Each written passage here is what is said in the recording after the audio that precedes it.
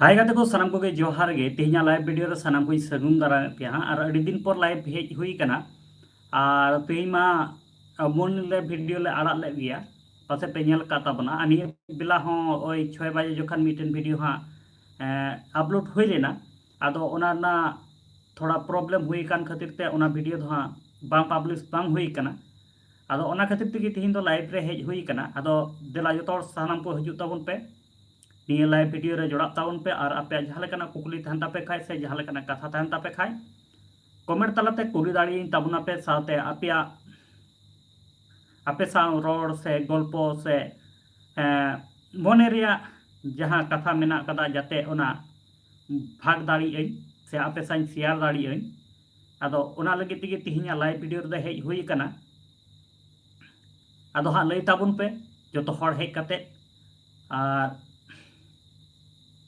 channel हाँ बांग पे सब्सक्राइब का दो सब्सक्राइब ताबुन पे चैनल सब्सक्राइब लगी दो कोई पैसा बा लगा पना और साउंड क्वालिटी हाँ ओकालेका आंजोमो कना लई ताबुना पे और तेहिन दो जहां दो वीडियो बांग पब्लिश बांग हुई लेना अयुब बेला सेन ओना खातिर तेगे तेहिन लाइव रे हेज हुई दो और ओना हाँ अड़ी नापाय मिटेन इनफॉर्मेशन वीडियो कना हाँ और चेक उता आले मा नित मा ना रोस्टिंग दो हाँ बाले कोराय कना निया यूट्यूब चैनल रे दो खाली गी हाँ इनफॉर्मेशन जहां दो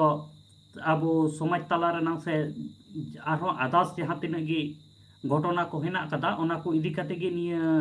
चैनल रे दो इनफॉर्मेशन भाबेते अपलोड हुई कना पासे अड़ी गान हर पे भाबिया जे इनुई रोस्ट वीडियो अपलोड एट कना निया दो बांग कना आदो लाइव रे मा आपे साथे हाँ लाइव वीडियो तलाते गल्प बांग हुई कना एनते खान वीडियो एना शूट हुई लेना आदो वीडियो रे जहां प्रॉब्लम हुई कना ओना इदी कते थोड़ा गान मन रे दुख कष्ट हेना कदा आदो लाइव वीडियो तलाते आपे साथे किछु कथा शेयर सनाइन कना आदो ओना तेगे लाइव रे हेज हुई कना आदो जहां तिना हर गे आले साथे रोड रपोर्ट रिया से मने रिया कथा शेयर रिया पे मेने ताबुन खान दो हिजु ताबुन पे लाइव रे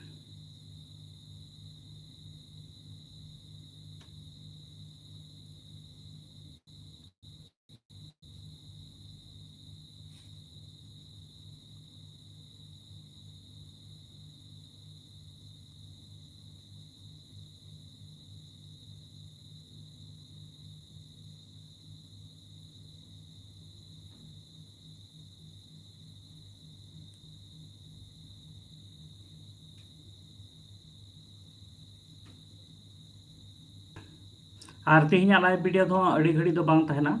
ओई 10 मिनट और निया तायनम और मिटे जहां सेकेंड नावा यूट्यूब चैनल हेना कदा बना जहां दो सानताली वाज ᱧᱩᱛᱩᱢ ते आदो ओना बाम पे सब्सक्राइब करके सब्सक्राइब ताबन पे आदो ओना रे हाँ निया लाइव भगाव कते ओनाटा नावा यूट्यूब चैनल रे चला हुआ